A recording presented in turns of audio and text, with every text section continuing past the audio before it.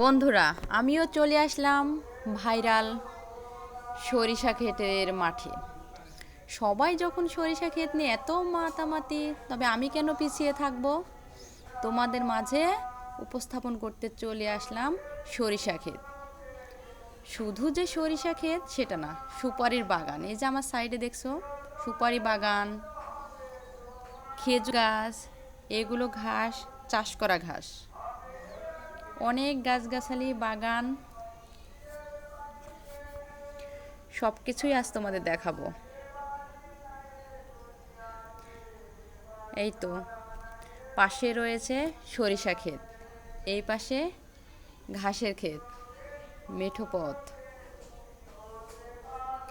এগুলো হচ্ছে মসুর কালাই। মসুর কালাই, সরিষা ভুঁই একসাথে, কি সুন্দর পরিবেশ! সেটা একমাত্র গ্রামের মানুষেরাই জানে যে মাঠে কত রকমের ফসল উৎপন্ন হয়।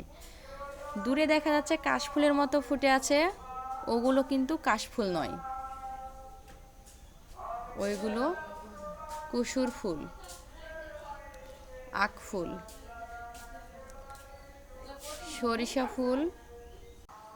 মাঝে মাঝে যখন মাঠে ঘুরতে যাই তো এত ভালো লাগে, আমার ছেলেটাও ভীষণ খুশি মাঠে ঘুরতে পেয়ে।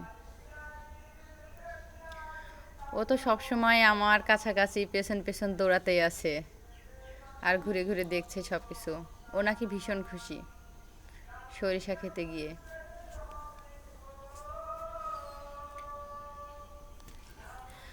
আমার ছেলে কিন্তু বন্ধুদের ভালোবাসা দিচ্ছে, ও অনেক অনেক ভালোবাসা দিচ্ছে বন্ধুদের। বন্ধুরা সবাই ভালোবাসা নেবেন আমার ছেলের, ও সবাইকে অনেক ভালোবাসা দিচ্ছে।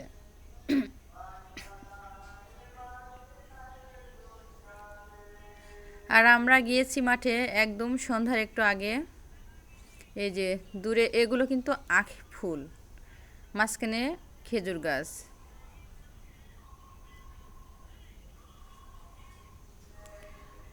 মসুর ভুঁয়ে আমার ছেলে তো দৌড়াদৌড়ি শুরু করে দিয়েছে। এই যে নাড়ি টাঙানো আছে খেজুর গাছে, দেখে নিন বন্ধুরা, যারা দেখেন নাই গ্রামের এরকম দৃশ্য, তারা দেখে নিন কেমন লাগে।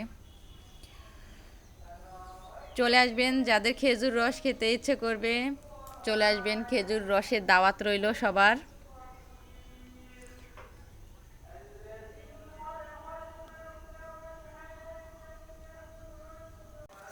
আর সর্বোপরি কথা বন্ধু, সবাই সবাইকে সাপোর্ট করতে হবে, সবাই সবাইকে ভালোবাসা দিতে হবে, সবাই আমরা একসাথে এগোবো, তবেই তো সফলতা সম্ভব। তাছাড়া কোনো দিনই সম্ভব না, সফলতা আসবে না।